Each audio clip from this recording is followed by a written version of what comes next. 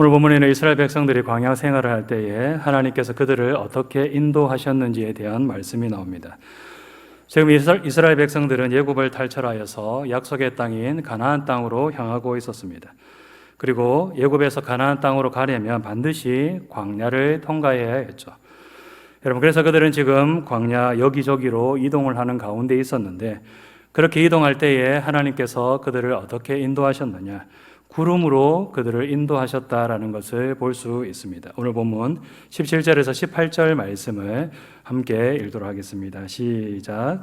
구름이 성막에서 떠오른 때에는 이스라엘 자손이 곧 행진하였고, 구름이 머무는 곳에 이스라엘 자손이 진을 쳤으니 이스라엘 자손이 여호와의 명령을 따라 행진하였고 여호와의 명령을 따라 진을 쳤으며, 구름이 성막 위에 머무는 동안에는 그들이 진영에 머물렀고.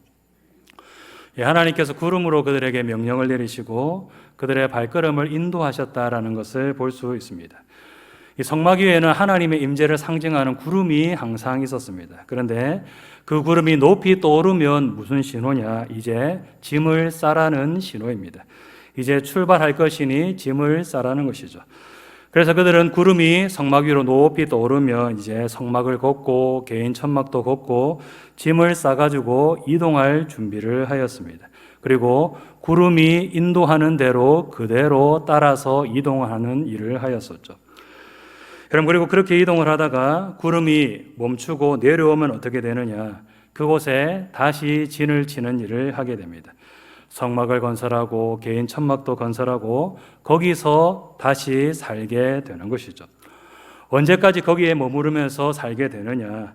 하나님의 명령이 있을 때까지 거기서 살아야 했습니다. 오늘 보면 19절 말씀을 함께 읽도록 하겠습니다. 시작. 구름이 성막 위에 머무는 날이 오래일 때에는 자손이 여호와의 명령을 지켜 행진하지 아니하였으며. 구름이 성막 위에 계속 머물러 있다는 것은 움직이지 말고 거기 계속 머물러 있으라라는 그런 신호입니다. 그래서 이스라엘 백성들은 구름이 떠오를 때까지 꼼짝도 하지 말고 거기에 계속해서 머물러 있어야 했습니다. 22절에서 말씀하고 있는 것처럼 이틀이든지 한 달이든지 1년이든지 상관없습니다. 구름이 떠오를 때까지 그들은 계속 거기 머물러 있어야 했다라는 것이죠. 떠나고 싶다고 해서 자기들 마음대로 떠날 수 있느냐? 그런 것이 아닌 것입니다. 하나님께서 구름으로 명령을 주실 때까지, 하나님께서 구름으로 신호를 주실 때까지 그들은 계속 거기 머물러 있어야 했습니다. 여러분, 광야라도 어떻겠습니까? 오아시스가 있다든지 아니면 뜨거운 바람이 좀 덜 분다든지 이런 차이는 분명 있었을 것입니다. 광야가 살기 힘들고 참 척박한 곳이긴 하지만은 그래도 좀 더 힘든 곳이 있는가 하면 또 반면에 좀 덜 힘든 곳도 분명히 있기 마련인 것입니다. 여러분들 좋은 환경 속에서 계속해서 머물러 있는다면 모르겠지만 지금 나쁜 환경 가운데 살고 있는데 구름이 빨리 떠오르지 않고 계속 거기서 1년이든 2년이든 머물러 있어야 된다. 여러분, 그럴 때 이스라엘 백성들 가운데 어떤 마음이 들 수도 있겠습니까? 아니, 하나님, 여기가 별로 살기 안 좋은데 왜 빨리 출발 안 하십니까? 좀 다른 곳에 진을 치고 살면 안 됩니까? 이런 답답함과 원망, 불평 이런 것들이 들 수 있는 것 아니겠습니까? 여러분, 그런데 소용없습니다. 아무리 힘들고 괴로워도 자기들 마음대로 떠날 수가 없는 것입니다. 하나님께서 거기 머물러 있으라고 하면 그들은 계속해서 거기 머물러 있어야 되는 것입니다. 여러분, 이것은 반대의 경우도 마찬가지입니다. 계속 머물고 싶다고 해서 자기들 마음대로 계속 머물 수 있느냐? 아닙니다. 하나님께서 구름으로 명령을 주시면 하루 만에라도 또 밤중에라도 그들은 짐을 싸서 떠나야 했습니다. 오늘 보면 21절 말씀을 함께 읽겠습니다. 시작. 혹시 구름이 저녁부터 아침까지 있다가 그 구름이 떠오를 때에는 그들이 행진하였고 구름이 밤낮 있다가 떠오르면 곧 행진하였으며. 구름이 저녁부터 아침까지 있다가 아침에 구름이 떠오른다라는 말이 나오는데 이 말은 어제 저녁에 진을 쳤는데 그 다음날 아침에 바로 출발 명령이 떨어졌다라는 것을 의미합니다. 여러분, 성막을 치고 또 가족들이 살아야 될 개인 천막을 치는 일 쉬운 일이겠습니까? 아니면 굉장히 불편하고 힘들고 귀찮은 일이겠습니까? 굉장히 생각만 해도 귀찮고 힘든 일인 것을 우리가 알 수 있습니다. 여러분들, 이스라엘 백성들이 어제 무슨 일을 했느냐? 하루 종일 구름을 따라 이동하는 일을 하였습니다. 그리고 저녁에 겨우 진을 치고 이제 쉬려고 하는데 그 다음날 아침에 바로 또 출발 명령이 떨어지는 것입니다. 여러분, 이스라엘 백성들에게 어떤 마음이 들 수도 있을까요? 하나님, 우리도 좀 쉽시다. 오늘 하루만 좀 쉬고 내일 출발하면 안 되겠습니까? 어제 하루 종일 이동을 하다가 어제 저녁에 진을 치고 그렇게 쉬려고 이제 집을 마련하였지 않습니까? 그럼 하루 정도는 좀 쉬고 그 다음날 출발해도 되는 것 아니겠습니까? 이렇게 생각이 들 수도 있는 것 아니겠습니까? 그러나 이런 생각을 해도 소용이 없습니다. 왜냐? 그것은 자기들이 결정하는 것이 아니기 때문인 것입니다. 그것은 하나님께서 결정하시는 것입니다. 이스라엘 백성들은 다만 어떻게 해야 되느냐? 하나님의 명령에 순종하여 떠나야 했습니다. 낮이든지 밤이든지 상관없었습니다. 하나님께서 명령만 하시면, 구름만 떠오르기만 하면 낮밤을 가리지 않고 그들은 떠나야 했습니다. 오늘 보면 21절 후반부를 보면 구름이 밤낮 있다가 떠오르면 이라는 말이 나오는데, 이 말은 무슨 말인가 하면 낮이든지 밤이든지 라는 그런 말입니다. 한밤중에라도 하나님께서 출발하라라고 명령하시면 출발해야 했었다라는 것이죠. 여러분, 이처럼 이스라엘 백성들의 일어서고 또 이동하고 앉는 것이 온전하게 누구에게 달려 있었느냐? 바로 하나님께 온전히 달려 있었다는 것을 볼 수 있습니다. 그들이 출발하는 것도 하나님께 달려 있었고, 그들이 이동을 하는 동선도 하나님께 달려 있었고, 그들이 머무는 것도 하나님께 달려 있었고, 여러분, 이렇게 그들은 하나님의 인도하심을 따라가는 삶을 살았습니다. 하나님께서 구름으로 하나님의 백성은 이렇게 하나님의 인도하시는 대로 살아가야 된다, 따라가야 한다는 것을 철두철미하게 교육시켰다는 것을 볼 수 있는 것입니다. 떠나는 것도 자기 마음대로 떠나는 것이 아니라 하나님의 인도하심을 따라 떠나야 되는 것이고, 머무는 것도 자기들 마음대로 머무는 것이 아니라 하나님의 인도하심을 따라 머물러야 되는 것이고, 하나님의 백성은 이렇게 철저하게 하나님의 인도하심을 따라 살아가야 된다라는 것을 하나님께서 광야에서 철저하게 교육시켰다라는 것을 볼 수 있는 것이죠. 여러분, 우리들도 마찬가지입니다. 우리들도 어떤 삶을 살아야 되느냐? 광야에 있었던 이스라엘 백성들처럼 하나님의 인도하심을 따라가는 삶을 살아야 합니다. 여러분, 우리의 인생은 우리의 것이 아니라 누구의 것입니까? 바로 하나님의 것입니다. 내 인생도 내 것이 아니라 하나님의 것이고, 내 생명조차도 내 것이 아니라 누구의 것입니까? 하나님의 것입니다. 여러분, 그러면 이것을 믿고 고백한다면 우리들이 어떤 삶을 살아가야 되겠습니까? 내 인생의 결정권을 하나님께 온전히 맡기고 하나님의 인도하심을 따라가는 삶을 살아야 되는 것입니다. 같이 한번 읽도록 하겠습니다. 시작. 인생의 결정권을 온전히 하나님께 맡기고 하나님의 인도하심을 따라가는 삶을 살아야 합니다. 내가 내 인생의 주인이 되어서 내 마음대로 계획을 세우고 결정하는 것이 아니라 하나님이 내 인생의 주인 되심을 인정하고 하나님께 내 인생을 맡기고 하나님의 인도하심에 전적으로 순종하는 삶을 우리들은 살아가야 합니다.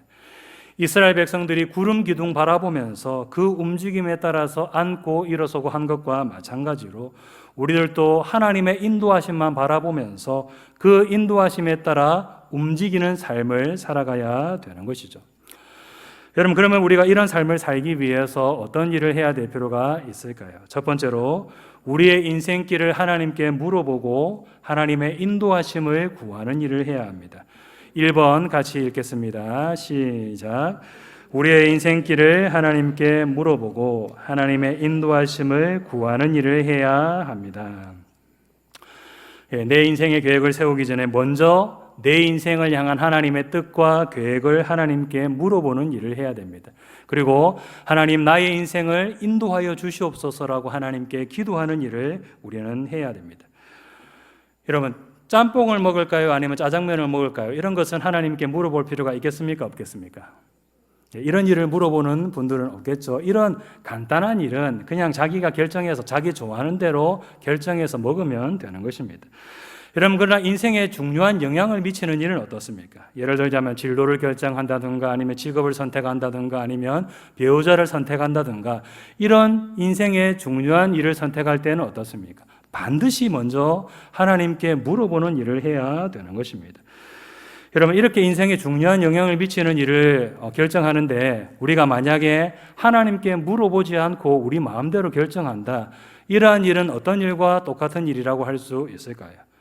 이것은 하나님을 나의 인생의 주인으로 인정하지 않는 그런 일이 될 수 있고 또 하나님을 무시하는 행위가 될 수 있습니다. 여러분, 예를 들어서 우리의 자녀가 있는데 어느 날 갑자기 언제 어디서 어떤 사람과 제가 결혼하기로 했습니다라고 부모님께 와가지고 일방적으로 통보하는 일을 한다. 여러분, 이럴 때 부모님에게 어떤 마음이 들 수 있겠습니까? 굉장한 배신감이 들고 이 녀석이 나를 부모로 인정하기나 하나 하면서 굉장히 무시받았다는 생각을 들고 배신감을 받을 수밖에 없습니다. 그러면 자녀에게 결혼할 그런 좋아하는 사람이 있다고 하더라도 반드시 일단 어떤 일을 해야 될 필요가 있습니까?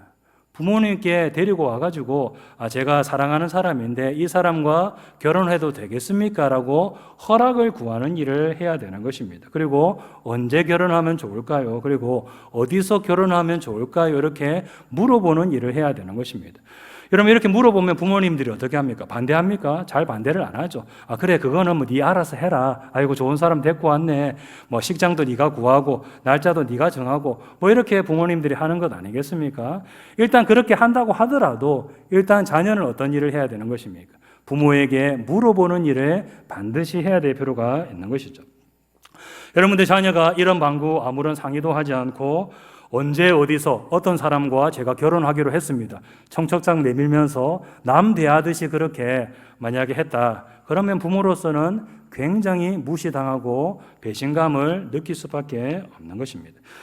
여러분들, 사람도 이러할진데 사람 부모도 이러할진데 여러분, 우리가 만약에 하나님 아버지께 이런 방구 상의도 하지 않고 물어보지도 않고 내 마음대로 내 인생의 중요한 일을 결정한다면 하나님 아버지는 어떤 마음이 드실 수밖에 없겠습니까? 무시를 당한 그런 생각이 들 수밖에 없고 배신감이 들 수밖에 없는 것입니다. 이 녀석이 나를 인생의 주인으로 생각하나 나를 하나님 아버지로 생각하기는 하나 그런 생각이 하나님 드실 수밖에 없는 것입니다. 여러분, 그래서 우리는 인생의 중요한 일을 결정할 때에 반드시 어떤 일을 해야 되느냐, 하나님께 뜻과 계획을 물어보는 일을 해야 될 필요가 있는 것입니다. 하나님, 분명 내 인생에 하나님의 계획이 있고 내 인생을 향한 하나님의 뜻이 있을 것인데 하나님, 제가 어떤 길로 나아가야 됩니까? 제가 어떤 선택을 해야 됩니까? 제가 어떤 일을 해야 됩니까? 이렇게 반드시 물어보는 일을 해야 될 필요가 있는 것입니다. 여러분, 우리가 하나님께 이렇게 물어보지 않아서 그렇지 하나님은 어떤 분이신가 하면 우리의 인생길을 세밀하게 인도하시고 지도하시는 분이라고 할 수 있습니다. 여러분, 우리가 하나님의 뜻을 구하는 기도를 하고 하나님께 물어보는 기도를 할 때에 하나님께서 어떻게 우리에게 대답을 하실까요? A라는 길이 아니라 B라는 길로 가야 되느니라. 여러분, 이렇게 가르쳐 주실까요? 물론 그렇게 직접적으로 말씀을 주시고 또한 뭐 환상이나 꿈을 통하여서 가르쳐 주실 수도 있을 것입니다. 여러분, 그러나 하나님은 대개 어떤 방식으로 우리에게 그 길을 가르쳐 주시는가 하면 상황이나 환경을 통하여서 가르쳐 주실 때가 참 많이 있습니다. 여러분, 예를 들어서 내가 A라는 길과 B라는 길을 놓고 고민을 하고 있습니다. 그래서 하나님의 뜻을 구하고 하나님의 인도하심을 구하는 가운데 있는데 나는 A라는 길로 가고 싶은데 A라는 길이 막 막히고 B라는 길이 막 열리고 형통하고 상황과 환경이 모든 길이 B라는 길로 열리는 것입니다. 여러분, 그러면 하나님께서 나에게 어떤 길로 가라고 인도하시는구나라고 생각할 수 있겠습니까? B라는 길로 인도하시는구나라고 생각할 수 있는 것입니다. 나는 A라는 길로 가고 싶은데 A라는 길이 막히고 상황과 환경 모든 것들이 다 B라는 길로 열릴 때에 하나님께서 이런 형통한 길로 인도하심으로 내가 B라는 길로 가도록 인도하고 계시는구나, 하나님의 뜻과 계획이 이쪽에 있구나라는 것을 우리가 이런 여러 가지 상황과 환경을 통하여서 알 수가 있는 것이죠. 여러분, 또 무엇으로 하나님의 뜻을 알 수 있는가 하면 우리에게 강한 확신과 마음을 주시는 것을 통하여서 하나님의 뜻을 우리는 알 수가 있습니다. 여러분, 예를 들어서 A라는 길이 있고 B라는 길이 있는데 상황과 환경은 A라는 길이 막히고 B라는 길이 막 열리는 것 같습니다. 여러분, 근데 기도하면 기도할수록 나에게 어떤 마음이 드느냐? A라는 길로 가라는 강한 확신과 마음이 드는 것입니다. 그 길로 가면 분명 고생할 것 같고, 그 길로 가면 장애물이 많을 것 같은데, 그리고 B라는 길로 가면 굉장히 형통하고 잘 될 것 같은데, 기도하면 기도할수록 계속해서 하나님께서 A라는 길로 가도록 강한 확신을 주시고 마음을 주시는 것입니다. 하나님, 저는 A라는 길 가기 싫습니다. 좀 다른 길로 가고 싶습니다. 좀 편안한 길 가고 싶습니다. 하나님, 다른 길로 가면 안 됩니까? 라고 그렇게 물어보는데, 기도하면 기도할수록 기도를 마칠 때에 하나님, 제 뜻대로 하지 마옵시고 아버지의 뜻대로 하시옵소서라고 하면서 A라는 길로 가고자 하는 그런 강한 확신이 드는 것입니다. 여러분, 그럴 때는 또 어떻게 생각해 볼 수 있을까요? 하나님께서 우리에게 강한 확신과 마음을 통하여서 A라는 길로 인도하시는구나라는 것을 우리가 짐작해 볼 수 있는 것입니다. 상황과 환경은 B라는 길을 가르치고 있지만은 기도하면 기도할수록 그런 생각이 들 때에 하나님께서 A라는 길로 가라고 하시는구나라는 것을 우리가 깨달을 수가 있는 것이죠. 여러분, 이처럼 하나님은 여러 가지 방법으로 우리의 길을 세밀하게 인도하여 주십니다. 우리가 내 뜻과 내 계획대로 하려고 하나님의 뜻과 계획은 묻지 않는 일을 해서 그렇지, 하나님은 우리가 하나님께 물어볼 때에 하나님은 여러 가지 방법으로 이렇게 우리의 길을 지도하여 주시고 인도하여 주신다라는 것입니다. 여러분, 그러므로 우리는 어떻게 해야 되느냐? 우리의 인생길을 하나님께 물어보고 하나님의 인도하심을 구하는 일을 해야 되는 것입니다. 내 뜻과 내 계획을 내려놓고 먼저 하나님의 뜻과 계획을 구하고 하나님께서 그분의 선하신 뜻대로 우리의 인생길을 인도하여 주시기를 위해서 기도하는 일을 우리가 먼저 해야 될 필요가 있는 것입니다. 여러분, 두 번째로 우리는 어떤 일을 해야 되는가 하면 하나님의 인도하심을 전적으로 신뢰하는 일을 해야 합니다. 2번 같이 한번 읽겠습니다. 시작. 하나님의 인도하심을 전적으로 신뢰해야 합니다. 우리가 하나님의 인도하심을 따라가는 삶을 살기 위해서는 하나님을 전적으로 신뢰하는 일을 해야 될 필요가 있습니다. 하나님께서 나를 어디로 인도하시든지 내 앞에 어떤 일이 일어나든지 그 모든 길 가운데 하나님의 선하신 계획과 뜻이 있고 또 그 모든 일들이 하나님의 인도하심 가운데 일어나는 일이다라는 것을 우리가 믿어야 되는 것입니다. 여러분, 광야 생활을 하던 이스라엘 백성들을 보면 길이 없다고, 길이 불편하다고 원망하고 또 마실 물이 없다고 하나님을 원망하고 불평하는 그런 장면들을 볼 수 있는데, 여러분, 그들이 왜 원망하는 일을 한 것일까요? 단순히 물이 없어서 불평하고 또 길이 불편해서 원망하는 일을 하였을까요? 이유는, 표면적인 이유는 그것일 수 있겠지만은 궁극적으로는 무엇을 못 믿었기 때문이겠습니까? 하나님께서 인도하신다라는 것을 믿지 못하였기 때문인 것입니다. 여러분, 만약에 그들이 하나님께서 자기들을 인도하신다는 것을 온전히 믿었다면 어떻겠습니까? 하나님께서 안 좋은 길로 인도하시고 또 마실 물이 없는 곳으로 인도하실지라도 하나님께서 뜻이 있어서 우리들을 이렇게 인도하셨겠지, 하나님께서 우리를 괴롭히고 골탕 먹이려고 이렇게 안 좋은 길로 인도하신 것이 아니라 하나님께서 우리의 선과 유익을 위해서 이런 길로 인도하셨겠지라고 하면서 하나님의 인도하심에 순순히 또 기쁘게 따라갈 수 있는 것입니다. 여러분들, 그들에게는 그런 믿음이 없었습니다. 하나님께서 자기들을 인도하신다라는 믿음이 없었다라는 것이죠. 여러분, 그래서 그들은 원망하고 불평하는 일을 한 것입니다. 여러분, 우리들도 마찬가지입니다. 하나님의 인도하심에 대한 믿음이 없으면 우리들도 이스라엘 백성들처럼 맨날 원망하고 하나님의 인도하심에 기쁘게 따라갈 수 없게 되는 것입니다. 하나님께서 나를 어떠한 길로 인도하시든지 나를 가장 좋은 길로 인도하신다, 이것을 믿을 때에 우리들은 기쁘게 하나님의 인도하심에 따라가는 삶을 살아갈 수 있는 것입니다. 여러분, 그러므로 우리는 하나님의 인도하심을 전적으로 신뢰하는 일을 해야 되는 것입니다.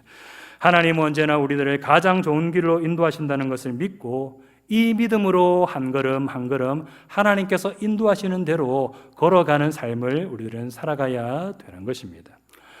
여러분, 마지막 세 번째로 이미 주신 말씀을 따라가는 삶을 살아야 됩니다. 3번 같이 읽겠습니다. 시작.